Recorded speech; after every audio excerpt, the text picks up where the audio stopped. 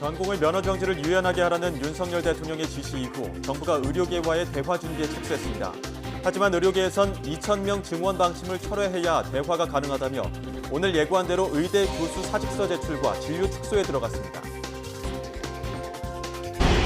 총선을 16일 앞둔 오늘 국민의힘 한동훈 비상대책위원장은 세 자녀 이상 가구의 대학 등록금을 전액 면제하겠다는 공약을 내놨습니다. 앞서 더불어민주당 이재명 대표는 민생경제 활성화를 위해 전 국민에 25만 원씩을 지원하겠다고 밝히는 등 선심성 공약이 잇따르고 있습니다. YTN이 단독 보도한 자유통일당 공천 헌금 의혹에 대해 전광훈 목사가 예비 후보자의 사기극이라는 입장을 밝혔습니다. 예비 후보자로부터 한 푼도 받지 않았다는 입장인데 특별 당비를 논의한 것 자체는 부인하지 않았습니다. 오늘부터 신혼부부와 신생아를 낳은 가구에 대한 청약 혜택이 늘어납니다. 또 앞으로는 결혼에 따른 주택 청약의 불이익도 없어지고 자녀가 2명인 경우에도 다자녀 특공을 신청할 수 있게 됩니다. 러시아 모스크바 테러 희생자가 137명으로 늘어나면서 사상자는 300명을 넘어섰습니다. 테러를 벌였다고 자처한 IS의 과격 분파는 당시 현장 영상도 공개했는데 푸틴 대통령의 무슬림 탄압에 원한을 가진 범행으로 추정됩니다. YTN 뉴스앤 이슈 이어갑니다. 정부가 의료계와의 대화를 위해 조속히 자리를 마련하겠다고 밝혔습니다. 조규홍 보건복지부 장관은 중앙재난안전대책본부 회의를 주재하며 어제 전국의과대학 교수협의회가 국민의힘과 간담회를 갖고 정부와의 건설적인 대화에 나설 준비가 되어 있다고 한 것에 대해 환영의 뜻을 밝힌다고 말했습니다. 그러면서 관계부처가 협의해 의료계와의 대화를 위한 실무 작업에 즉시 착수했다며 빠른 시간 내에 정부와 의료계가 마주 앉아 논의하는 자리를 마련하겠다고 설명했습니다.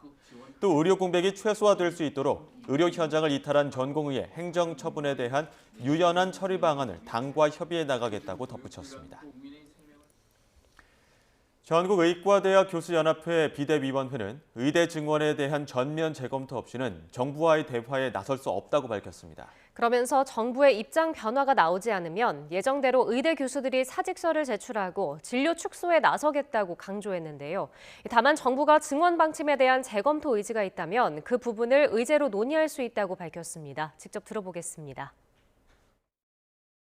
정부에 의한 입학 정원과 정원 배정의 철회가 없는 한 이 위기는 해결될 수 없으며 정부의 철회 의사가 있다면 혹은 검토의 의사가 있다면 국민들 앞에서 모든 현안을 논의할 준비가 되어 있다. 현재 입학 정원의 일방적 결정과 연이어 대학이 도저히 감당하기 어려운 정원 배분으로 촉발된 교수들의 자발적인 사직과 누적된 피로에 의해 어쩔 수 없이 선택할 수밖에 없는 주 52시간 근무, 중환자 및 응급환자 진료를 위한 외래 진료 축소는 금일부터 예정된 대로 시행될 것으로 생각합니다. 사실 이 부분은 논의할 가치가 없습니다. 왜냐하면 현재 정부가 발표한 2,000명 입학 정원의 증원인 경우에는 현재 의과대학에서 수용 가능하지가 않습니다. 의과대학에서 교육을 도저히 할 수 없는 정도의 수준이고 시설이나 교육 여건이 거기에 전혀 맞지 않습니다.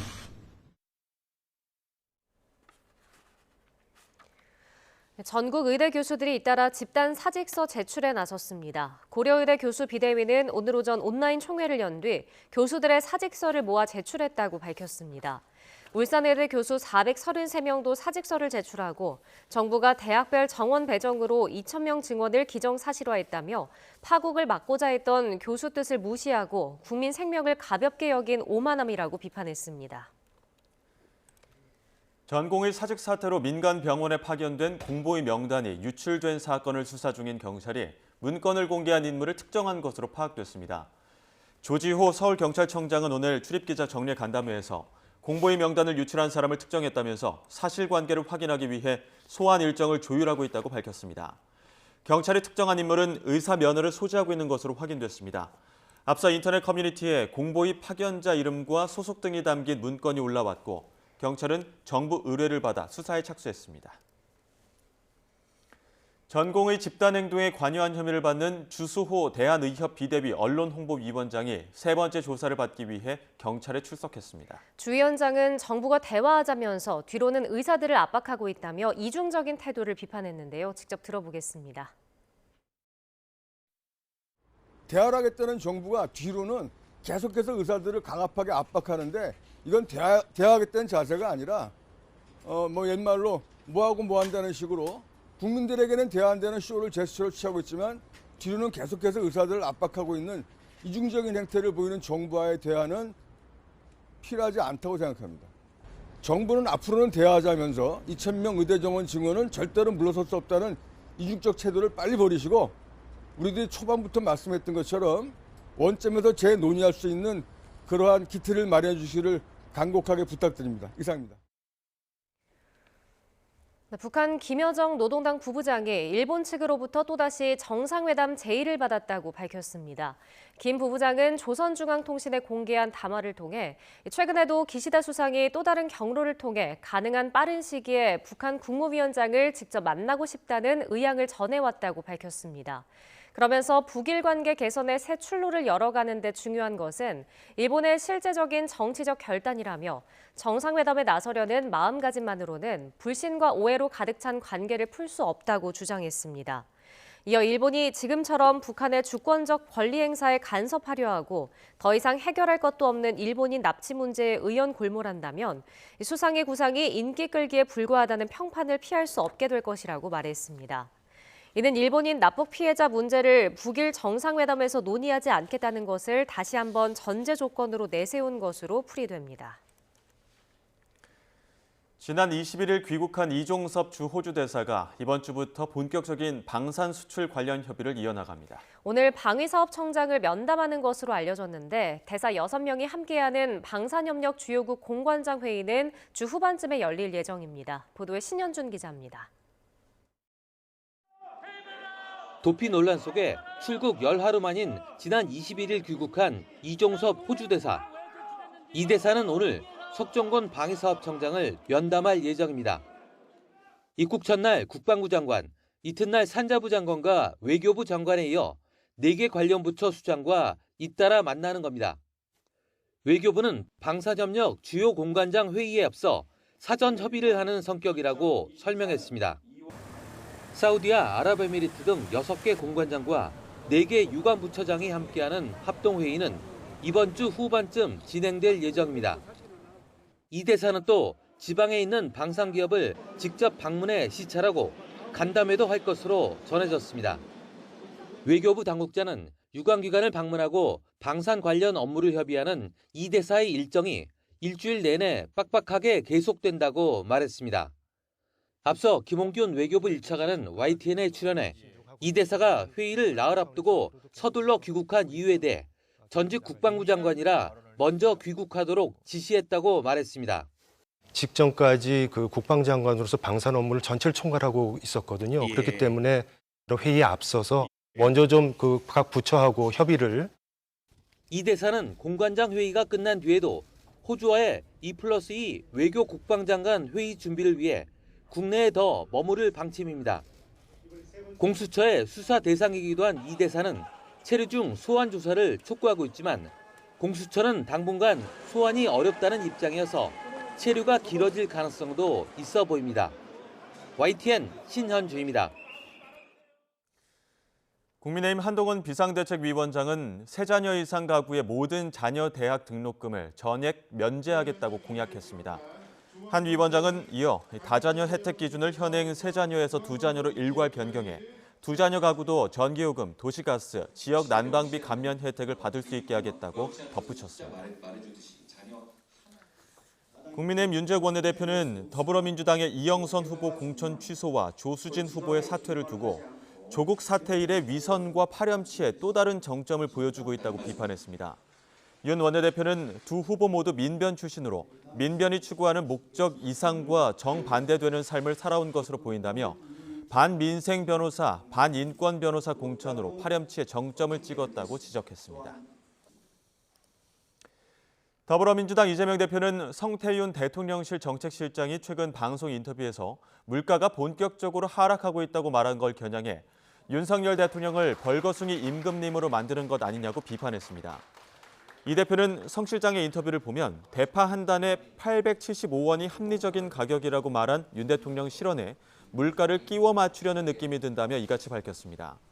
이어 대통령 눈가림하는 파한단 가격도 모자라 이번에는 정책실장까지 억지 주장하는 거냐며 대통령 심기경호할 시간 있으면 탁상머리 행정을 그만두고 당장 시장에 나가 물가를 살펴보라고 비난했습니다.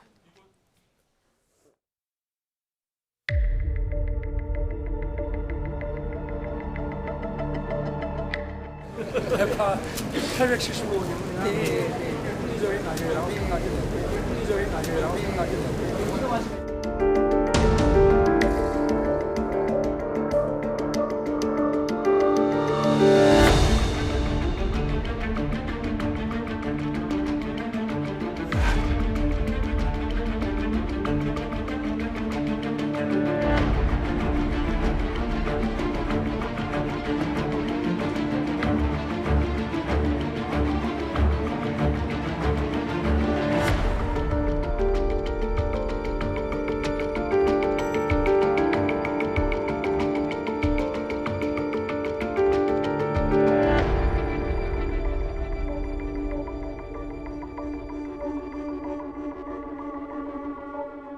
없는 민생 토론에서 밝혔던 기만적인 선심 약속들 그거 이행하는 데 드는 약 900조에서 1000조 원 거기에 비하면 정말 세 발의 피 손톱 정도에 불과합니다.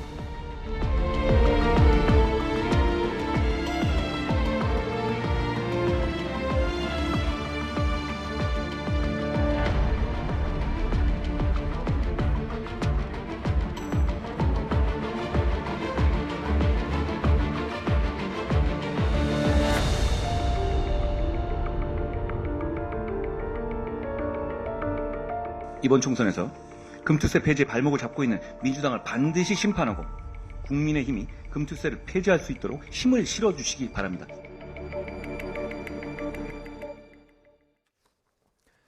주말 사이 조국혁신당 조국 대표가 선대위를 출범하고 연일 정부 심판론을 강조하며 날을 세우고 있습니다.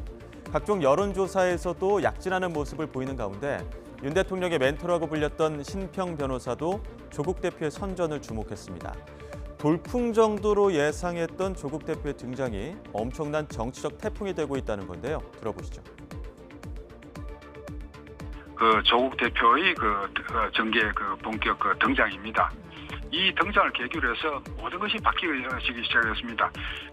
지난 2월 달에 설 이후에 여론조사에서 국민의힘이 압도적인 우세를 보였는데 그것이 조국 대표의 등장 이후로 그것이 완전히 역전된 것입니다. 조국 교수가 일으키는 이 엄청난 정치적 태풍이죠. 저는 한 돌풍 정도 예상을 했는데 저는 제 예상까지 넘어서 지금 정치적 태풍을 지금 일으키고 있는데 왜 이 현상을 여러분들이 여러 어떤 정치 평론가들이 제대로 파악하지 못하는지 조금 의아스럽습니다. 네, 조국 대표의 등장이 정치적 태풍이라는 신평 변호사의 평가와 달리 개혁신당 천하람 총괄선대위원장은 곧 사라질 한철 장사라고 평가절하했습니다. 우리 정치의 해답이 아니라 독약이라는 건데요. 이유가 뭘까요? 들어보겠습니다. 우선 이제 조국혁신당 평가를 좀 하자면 이건 이제 선명하긴 한데 그냥 완전히 더 진영 논리를 강화하는 거잖아요. 그게 이게 속이 시원할 수는 있는데 우리 정치가 이 모양 이 꼴이 된 게 진영 논리가 부족해서입니까? 과다해서입니까? 저는 진영 논리가 과다해서 그렇다 생각하거든요. 저는 저는 조국혁신당은 우리 정치의 해답이 아니라 전 독약이라고 생각하고요. 그리고 지금 조국혁신당을 보면 그냥 조국신당이라는 이름을 못 쓰니까 그냥 혁을 하나 끼워놓은 거잖아요. 조국혁신당의 혁신이 어디 있습니까? 본인은 조국혁신당이 조국의 사당이 아니라고 하지만 이름부터 누가 봐도 사당이고 조국 대표가 사라지면 저는 생명력을 잃을 정당이다. 한편 더불어민주당은 부동산 갭투기 의혹과 재산 허위 신고로 논란이 된 세종갑 이영선 후보의 공천을 취소했습니다. 이재명 대표는 팔 하나를 떼어내는 심정이라며 세종갑 지역구 무공천까지 단행한 건데요. 오늘 아침 홍익표 원내대표도 공천 취소 배경을 자세히 설명했습니다. 이영선 후보가 사실관계를 은폐하고 속였다며 알았으면 절대로 공천하지 않았을 거라고 비판 수위를 높였습니다. 네, 실제로 아마 처음부터 이 내용을 알았으면 절대로 공천하지 않았을 것입니다. 근데 이영선 후보가 공천 신청 과정에서 사실 사실관계를 은폐하고 속였거든요.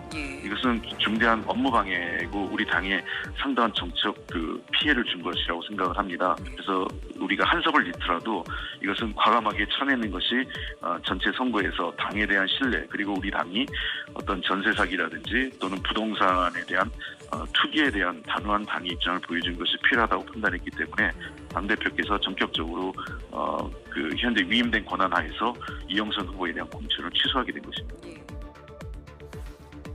본격 선거운동에 들어가면서 국민의힘은 한동훈 원톱 체제에 대한 우려의 목소리도 나오고 있습니다. 서울 동대문 을에 출마한 김경진 전 의원은 물론 한동훈 위원장이 잘하고 있다면서도 중과 부적, 많은 적을 대하기에는 부족할 수 있다고 지적했는데요. 중량감 있는 원로급이 보완해줬으면 한다고 아쉬움을 남겼습니다. 저쪽은 뭐 조국, 이낙연, 이준석, 그다음에 뭐 이재명 등등의 스피커 수가 워낙 많다 보니까 한동훈 한 명이 중과 부적이 아닌가 이제 이런 우려들이 조금 있는데 그런 측면이 없지는 않는 것 같아요. 근데 그렇다고 하더라도 한동훈 비대위원장이 와서 지난번에 비례대표 공천 굉장히 저는 깨끗하고 잘했다고 보고 있어요. 비례대표 수습도? 공천 수습도 잘했고. 근데 다만 조금 보완이 있었으면 하는 게 아까 이제 조금만 보완이 있었으면 조금 더 좋긴 하겠어요. 중후한 국가의 원로들 또 보수 진영의 원로들이 한동훈 비대위원장을 옆에서 보좌 하면서 국민들에게 국가에 나아갈 방향들 또 국민들이 가려운 방향들을 함께 좀 의견을 나눠주셨으면 어떨까 싶어요. 보면.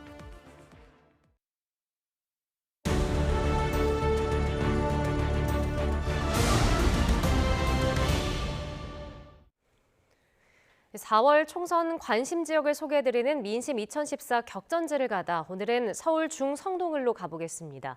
서울의 대표적인 스윙보터 지역으로 판세 예측이 힘든 이곳에서는 민주당 박성준 후보와 국민의힘 이혜훈 후보가 박빙 승부를 예고하고 있습니다. 김대겸 기자가 현장을 둘러봤습니다.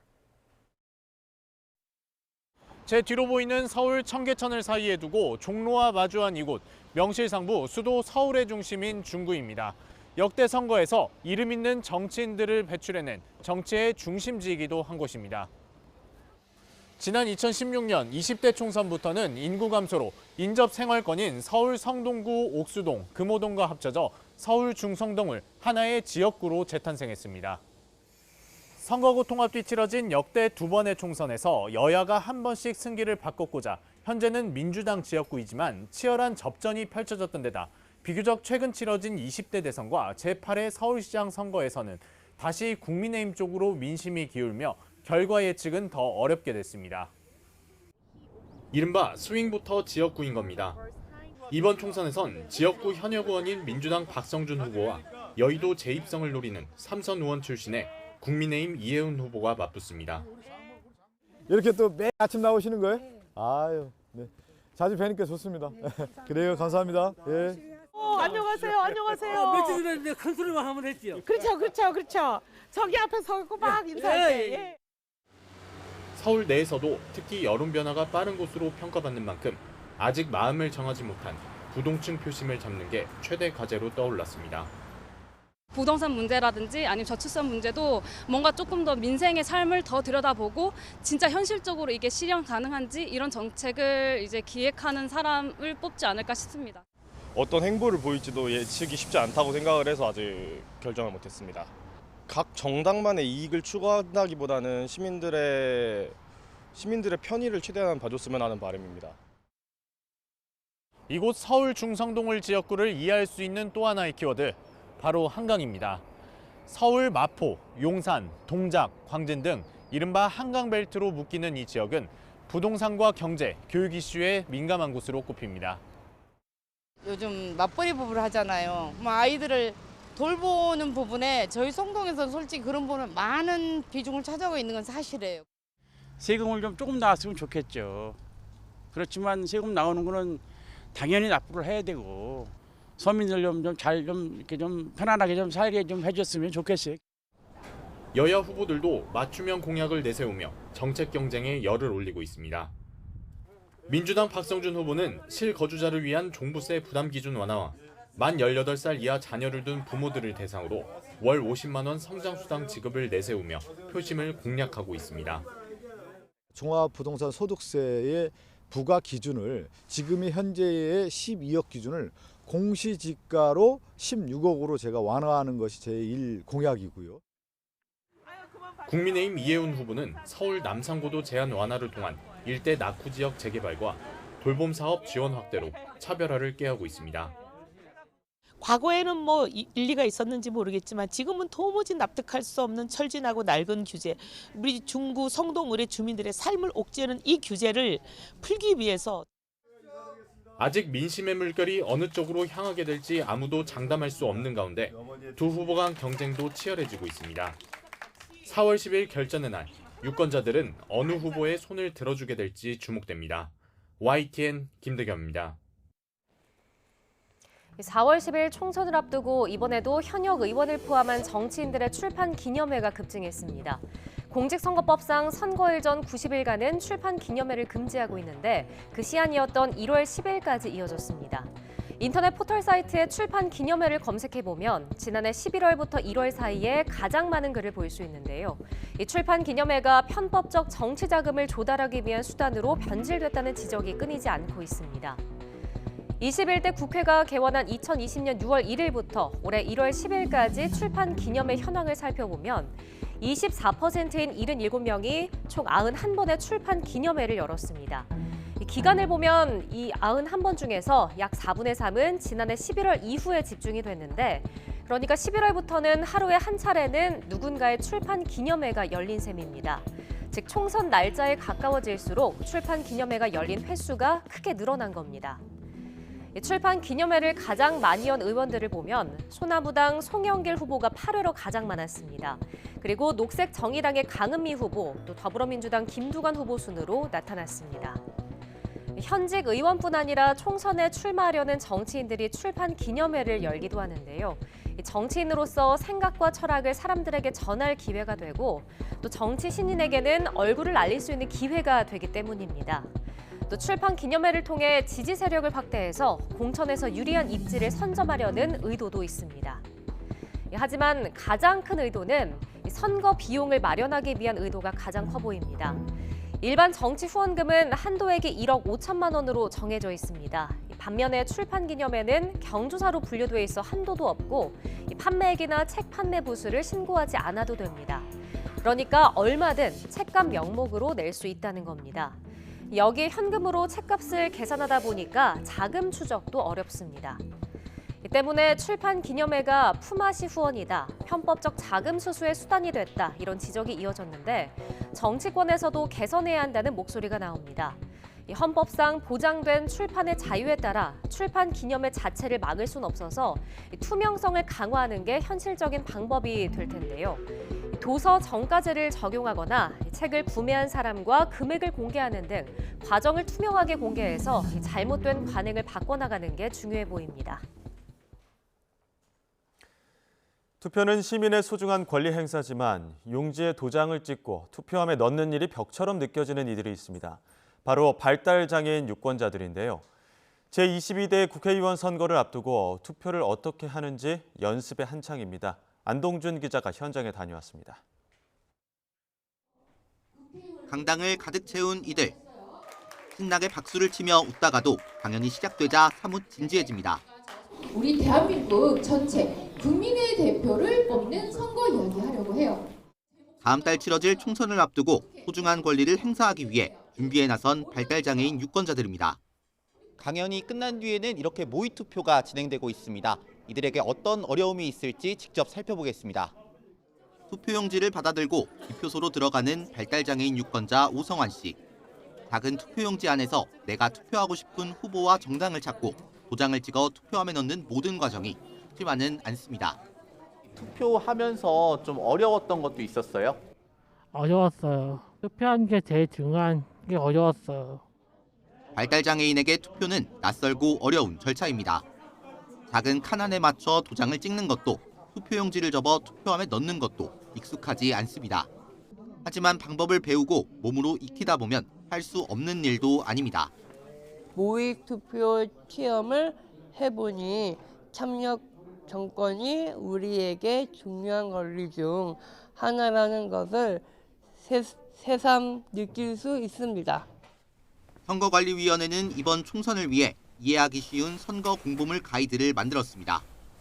선거 공보물을 쉬운 설명과 그림으로 구성하자는 취지인데 의무는 아니라서 발달장애인들에게는 어려울 수 있습니다.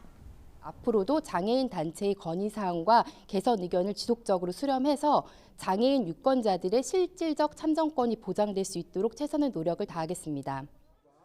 국민의 대표를 직접 뽑는 선거지만 여전히 누군가는 소외된다는 점에서 보다 세심한 제도 개선이 필요하다는 목소리가 나옵니다. YTN 안동준입니다.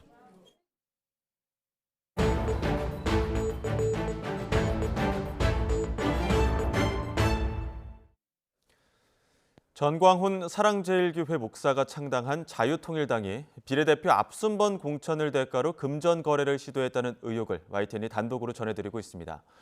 자유통일당 고문으로 있는 전광훈 목사는 특별당비 차원으로 논의했기 때문에 문제가 없다는 입장입니다. 특별당비 자체는 합법이어도 공천 등 대가성이 오가면 엄연히 불법이어서 철저한 수사가 필요하다는 지적이 나옵니다. 취재기자 연결해 알아보겠습니다. 윤성훈 기자. 네, 사회부입니다. 일단 사건의 발단부터 전해주시죠. 네, 지난 22일 자유통일당 예비후보자 입당식과 비례대표 순번 발표가 예정돼 있었습니다. 예비후보자 A씨는 입당식이 진행된 뒤 비례대표 후보 공천을 받을 거라고 기대했습니다. 그런데 당 사무실을 방문하고 나서야 자신의 입당식 자체가 취소된 것을 인지했습니다. A씨 측 부부가 항의하자 전광훈 목사는 돈을 입금하지 않아 입당식 진행도 공천도 불가능하다고 잘라 말합니다. 우리 내부에서는 돈이 선결되지 아니하면 불가능하고 돈이 선결되지 아니하면 이거는 정치 세계의 철칙이거든. A씨 측은 지난달 말부터 비례대표 앞순번 공천을 대가로 전광훈 목사가 이끄는 자유통일당이 수억 원대 금품을 요구해오다가 벌어진 일이라고 주장하고 있습니다. 네, 구체적으로 비례대표 공천을 대가로 어떻게 금품 요구가 나온 겁니까? 네, 앞선 상황부터 설명해드리면 지난달 26일 A씨는 자유통일당의 비례대표 공천을 신청했습니다. 그리고 다음 날인 지난달 27일 유동규 예비후보자 선거사무소 개소식에 방문합니다. 이때 자유통일당을 창당한 뒤 고문을 맡고 있는 전광훈 사랑제일교회 목사에게 안수 기도를 받았습니다. 이후 안수 기도 명목으로 1억 원을 수표와 현금으로 전광훈 목사 측근에게 전달했다고 주장하고 있습니다. 사실상 비례대표 앞순번 공천을 위한 성격이었다는 게 A씨 측 주장입니다. 네, 그런데 이후로 비례대표 앞순번 공천을 대가로 추가로 금품을 요구한 정황이 나온 거죠? 네, 3일절인 지난 1일 서울 광화문에서 열린 집회에 앞서 자유통일당 공천 핵심 관계자와 당 관계자를 카페에서 만난 자리에서 관련 언급이 나왔다고 예비후보자 A씨 측은 말합니다. 공천 핵심 관계자가 비례대표 공천원금을 얼마 낼 수 있는지 물었고 5억 원을 지급할 수 있다고 답했다는 겁니다. 그러자 핵심 관계자는 비례대표 3번을 줄 수 있다고 답했다고 말했습니다. 실제 논의가 오간 당일 오후 A씨 측이 당 관계자와 통화한 내용을 보면 자리에 참석했던 당 관계자도 이 부분을 언급합니다. 직접 들어보시겠습니다. 전광훈 목사님하고 상의가 끝났나 봐. 아, 진짜요? 아까 얘기한 대로 딱 얘기한 그 번호로 아까 얘기한 게 3번이잖아. 그 번호로 진행할 테니 현재 돈이 없으면 그거를 빨리 처분해라. 다음날 공천 핵심 관계자는 A씨 측에 다시 카카오톡 메시지를 보내 전광훈 목사에게 보고하겠다며 헌금을 빨리 준비해달라고 재촉합니다. 사실상 비례대표 앞순번 공천에 대한 돈을 헌금이라 표현하며 압박하는 겁니다. 네, 전광훈 목사도 비례대표 공천 순위와 관련해서 금품 요구가 있었다는 사실을 아는 정황도 나온 거죠? 네, 예비후보자 A씨 부부는 당에서 요구하는 공천원금 액수가 갈수록 올라가자 입당식 전날인 지난 21일 사랑제일교회에 있는 전광훈 목사를 찾아 해결을 요청합니다. YTN이 확보한 당시 녹취를 보면 A씨 측 요청에 대해 전광훈 목사는 비례대표 상위권 순번을 구체적으로 언급하며 공천관리위원장에게 전화를 해주겠다고 말합니다.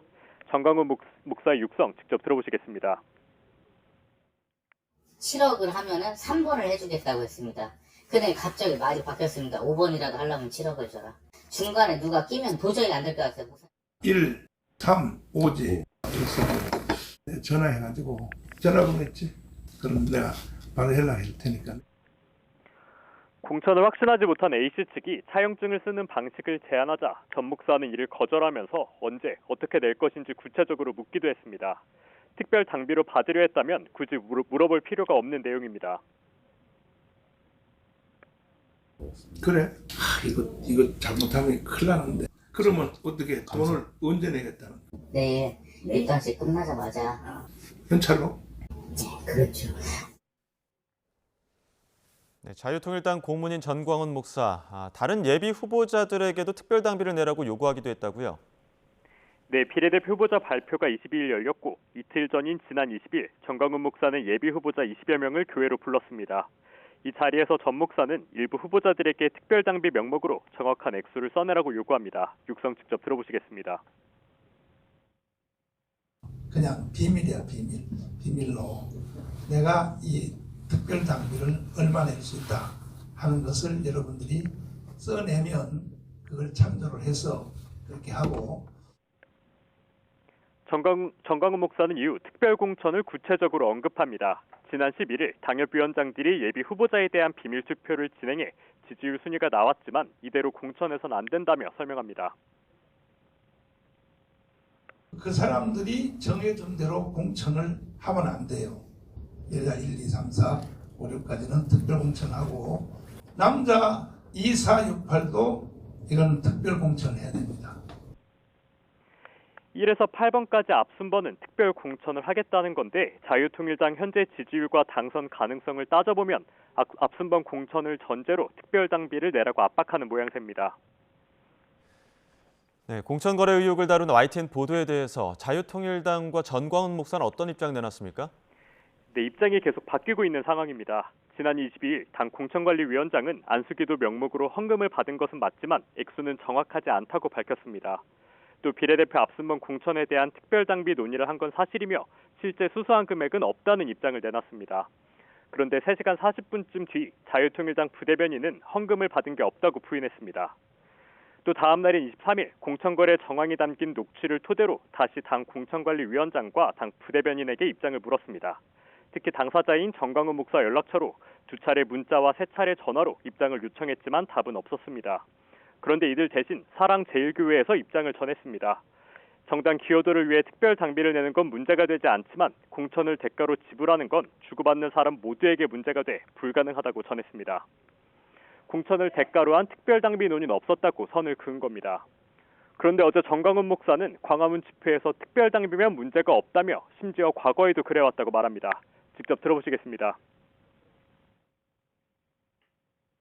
각자 십시일반으로 특별 당비 회의를 하자 해가지고 해서 거기서 자율적으로 특별 당비를 써내는 대로 하면은 이건 법적으로 문제가 없다.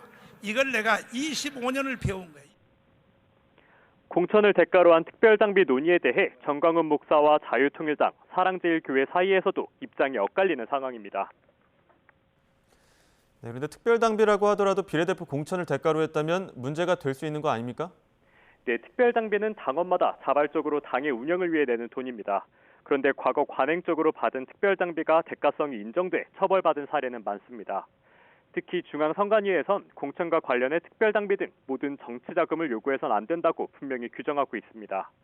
직접 받지 않았더라도 후보자 추천을 약속하거나 알선하는 행위도 엄연히 법에 어긋납니다. 전문가 설명 들어보시겠습니다. 실제로 금품을 수수했는지, 또 그리고 해당 당사자 외에 다른 후보들에 있어서도 공천 헌금이 수수되거나 알선된 정황이 더 파악되는지가 수사의 쟁점이 될 것으로. 민주주의 꽃인 선거, 국민을 대표하는 자리를 사고 파는 행위는 오롯이 유권자 피해로 이어집니다. 결국 공천거래 의혹에 대한 철저한 수사가 필요하다는 지적이 나옵니다. 지금까지 사회부에서 전해드렸습니다. 오늘부터 신혼부부와 출생가구에 대한 청약 혜택이 한층 강화됩니다. 앞으로 결혼에 따른 주택 청약 불이익이 없어지고 자녀가 2명이어도 다자녀 특공을 신청할 수 있게 됩니다. 취재기자 연결해서 알아보겠습니다. 차유정 기자. 네, 경제부입니다. 네, 먼저 청약 제도에서 있었던 이른바 결혼 페널티가 사라지는데 이게 어떻게 바뀌는 겁니까? 네, 국토부가 혼인과 출산 장려를 위한 청약제도 개정안을 오늘부터 시행하는데요. 먼저 결혼으로 인해 주택 청약 시 불이익이 생기는 사항을 일부 개선했습니다. 지금까지는 공공민간주택의 신혼부부 생애 최초 특별공급 때 배우자가 혼인신고 전에 청약 당첨이나 주택 소유 이력이 있으면 배우자의 상대방, 그러니까 청약 대상자가 특공 청약을 할 수 없었습니다. 기회가 줄어드는 만큼 혼인신고 기피 사유로도 꼽혔는데요. 이제는 배우자의 결혼 전 청약 이력과 상관없이 상대방이 특공 청약에 나설 수 있게 된 겁니다. 부부의 청약 중복 신청도 가능해졌습니다. 이전에는 부부가 당첨일이 같은 주택에 동시에 당첨되면 부적격 처리됐는데 앞으로 부부가 동시에 당첨되면 우선 신청한 사람을 유효 처리해주기로 한 겁니다. 네, 그리고 다자녀 특별공급 기준도 완화됐죠? 네, 다자녀 특공 기준도 자녀 2명으로 낮아졌습니다. 지금까지는 자녀가 3명 이상일 때에만 다자녀 특공을 신청할 수 있었습니다. 공공분양 특별공급 때 적용되는 맞벌이 부부의 소득 기준도 완화됐습니다. 공공특공 때 지금은 맞벌이 부부 소득 기준이 도시 근로자 월평균 소득의 원래는 140%였는데 이게 200%로 완화된 겁니다. 부부 합산 연소득으로 보면 약 1억 2천만 원까지 공공특공 신청이 가능했었는데 이제 연소득이 1억 6천만 원 정도 되는 부부도 청약할 수 있게 된 겁니다. 배우자의 청약통장 가입기간 접수도 합산됩니다. 배우자의 통장 기간의 50%까지 청약 점수의 합산이 가능해진 건데요. 점수로 보면 최대 3점까지 추가할 수 있게 됐습니다. 만약 본인과 배우자 모두 통장 가입 기간이 5년이면 지금까지는 본인 점수 7점만 인정됐는데 이제는 배우자 점수까지 합산해 10점까지 받을 수 있게 된 겁니다. 네, 출산 가구 혜택은 어떤 게 바뀌었습니까? 네, 공공 민간 분양 모두에서 신생아 특별 우선 공급이 신설됐습니다. 그동안 특별공급은 생애 최초나 신혼부부, 다자녀, 노부모 부양, 장애인 등이 있었는데 여기에 신생아 가구 유형이 추가된 겁니다. 입주자 모집 공고일 기준 2년 이내에 출생자녀가 있는 가구가 대상입니다. 혼인 여부는 이때 상관없습니다. 공공분양인 유홈은 전체의 최대 35%를 신생아 특공에 배정하고 민간 분양에선 생애 최초 신혼부부 특별공급 물량의 20%를 신생아 가구에 우선 배정합니다. 규모를 보면 유홈이 3만 가구 등 연간 7만 가구입니다. 또 신생아 특별공급 청약에 당첨되면 입주 시점에 신생아 특례 디딤돌 대출도 받을 수 있어서 부부 합산 소득이 연 1억 3천만 원 이하일 때 최대 5억 원까지 대출받을 수 있습니다. 네, 이렇게 개편된 청약제도에 대해서 전문가들은 어떻게 보고 있습니까? 네, 전문가들은 어느 정도 긍정적인 효과를 기대하고 있습니다. 의견을 먼저 직접 들어보시겠습니다. 이번에 신혼부부라든지 아니면 신생아를 위한 특별공급 그런 것들이 이제 확대 개편이 되면서 이런 부분들이 이제 해당되는 사람들로 하여금 청약에 조금 더 관심을 가지도록 만들기 때문에 청약저축 가입자들도 더 늘어날 것으로 보고 있습니다. 오히려 이제 미혼보다는 배우자가 있고 또 신생아가 있는 가정에 가점이나 특별공급이 적용되거나 저리대출이 되기 때문에 9억 원 이하 내 집 마련이나 분양시장의 당첨 확률이 조금 더 높아질 것으로 보여지는데요. 네, 정부는 이번 제도 개선이 결혼 출산 가구의 내 집 마련에 실질적인 도움이 되기를 기대한다고 밝혔습니다. 지금까지 경제부에서 전해드렸습니다. 경부고속도로 동탄분기점에서 기흥 동탄 나들목 구간이 직선 지하화 공사를 마치고 오는 28일 새벽 5시에 개통합니다. 정부는 올해 안에 터널 상부 공간에 동탄 1, 2 신도시를 연결하는 동서간 연결도로 6곳을 추가 개통해 동탄역 접근성을 높인다는 계획입니다.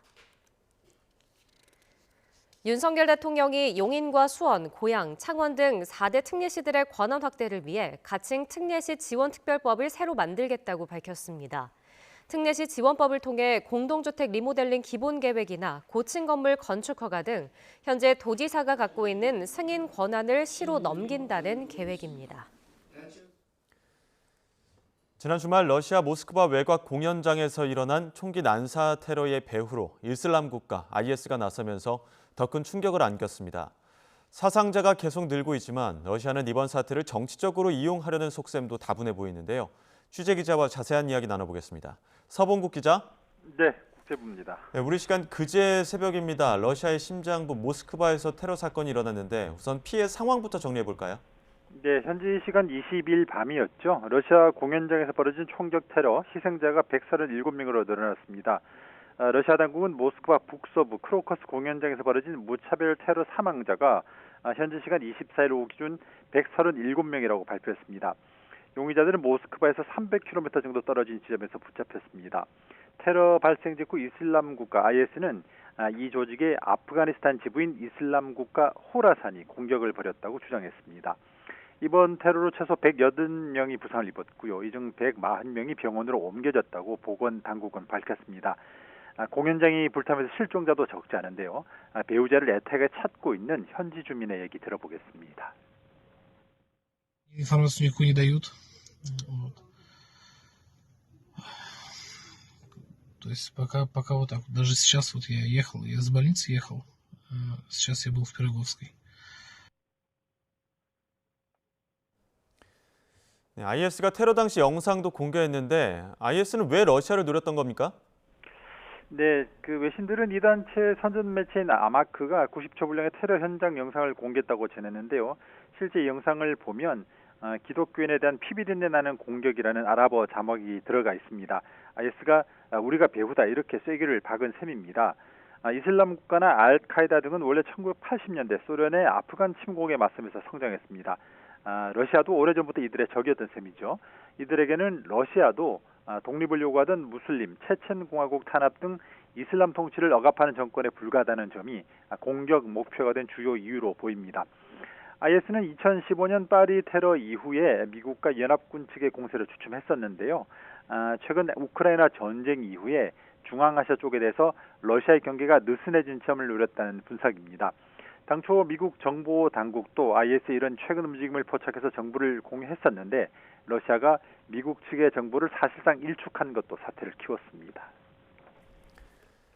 앞서 러시아 당국은 핵심 용의자 4명을 포함해서 관련자들을 체포했는데 신문 결과는 나왔습니까? 네, 러시아 법원이 이번 테러 피의자 4명에 대해서 일단 2개월 구금을 명령했다고 외신들이 전했습니다. 피의자 4명의 국적은 모두 중앙아시아 타지키스탄으로 확인됐습니다. 법정에 출두를 했는데요. 미르조예프를 포함한 3명은 혐의를 인정한 것으로 알려졌습니다. 판사의 말을 들어보겠습니다.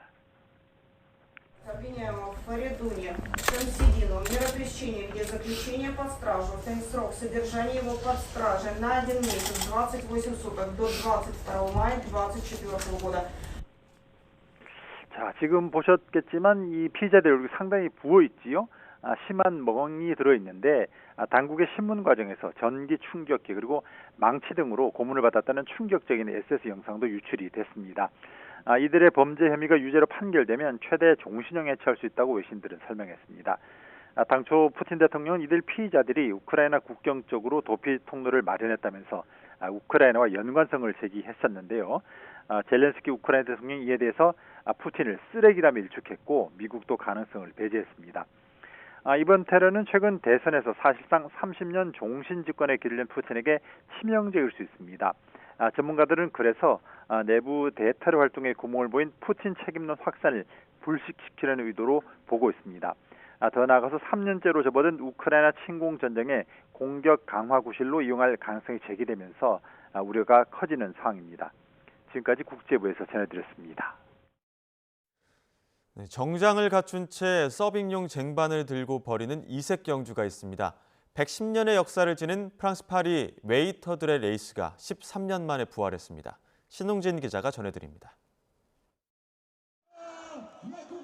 깔끔한 흰색 셔츠에 검은색 정장 바지를 입고 출발하는 선수들. 각자의 쟁반에 담긴 것은 커피잔과 물컵, 그리고 크루아상입니다. 파리의 유서 깊은 행사인 웨이터들의 경주입니다. Pantalon noir, chaussettes noires, chaussures bien cirées et nœud cravate ou papillon avec une veste. Et ça c'est traditionnel et parisien. 뛰면 안 되고 쟁반은 한 손으로만 받쳐야 하며 물을 흘리지 말아야 한다는 조건이 따르는데 파리 시내 2km 구간을 가장 빨리 주파하는 사람이 이기는 겁니다. 1914년에 처음 시작해 2011년까지 이어지다가 후원자를 찾지 못해 13년간 멈췄고 이번에 파리시 등의 지원을 받아 재개됐습니다. 올해 우승자는 파리올림픽 개회식 입장권과 외식 상품권을 받았습니다. 참가자들에게 승패는 중요하지 않았습니다. Dans le peloton, il y avait vraiment une bonne ambiance, tout le monde rigolait ensemble, tout le monde se donnait de la force, donc on avait plus l'impression de faire ça avec plein de collègues qu'avec d'autres concurrents, quoi. Donc c'était vraiment super. 올해 올림픽이라는 큰 축제를 앞에 두고도 묻지마 테러와 농업보조금 시위 등으로 몸살을 앓던 파리 시민들에게 모처럼 환한 웃음을 준 이벤트였습니다. YTN 신웅진입니다. 봄비의 고온 현상이 사라졌습니다. 현재 서울에도 비가 내리기 시작한 가운데 현재 서울 기온 13도 안팎으로 어제 같은 시각보다 무려 7도나 낮은데요. 특히 바람이 다소 강하게 불고 있어서 더 쌀쌀하게 느껴질 수 있겠습니다. 옷차림에 신경 써주셔야겠습니다. 또 현재 지금 내리고 있는 비는 오늘 퇴근길 무렵이면 전국으로 확대하겠고 내일 아침까지 이어지겠습니다. 특히 기온이 낮은 강원 산간 지역에는 최고 15cm 이상의 봄 폭설이 예보됐으니까요. 피해 없도록 대비 철저히 해주셔야겠습니다. 이 자세한 레이더 화면부터 살펴보겠습니다. 현재 서해상에서 유입된 비구름이 중부 서해안과 수도권, 호남 지방을 중심으로 비를 뿌리고 있습니다. 비는 점차 내륙으로 더 유입돼서 전국에 영향을 주겠고요. 내일까지 비를 뿌릴 전망입니다. 예상되는 비의 양은 제주 산간에 최고 80mm 이상, 영동과 남해안에 최고 40에서 50mm로 봄비치고 양이 많겠고요. 남해안과 제주도에서는 벼락, 돌풍을 동반한 다소 요란하고 강한 비가 쏟아질 가능성도 있습니다. 또 강원 산간에는 대설 예비특보가 내려진 가운데 최고 15cm 이상의 많은 눈이 내리는 곳도 있겠습니다. 전국적으로 비가 내리면서 오늘 낮 기온은 크게 오르지 못하겠습니다. 서울 14도, 광주 15도, 대구 13도 예상됩니다. 이번 비가 지난 뒤에는 목요일쯤 전국에 또 한 차례 비 소식이 있습니다. 기온은 한 주 내내 예년 수준을 웃돌 것으로 보여서 비교적 포근하겠습니다. 오늘 해안가를 중심으로는 초속 20m 안팎의 돌풍이 부는 가운데 이 전남 서해안과 제주도 해안에는 파도도 높게 일겠습니다. 해안가 접근을 자제하는 등 안전사고 발생하지 않도록 각별한 주의가 필요하겠습니다. 지금까지 YTN 고은재입니다. 이상으로 뉴스앤 이슈 마치겠습니다. 잠시 후 더 뉴스가 방송됩니다. 시청해주신 여러분 고맙습니다.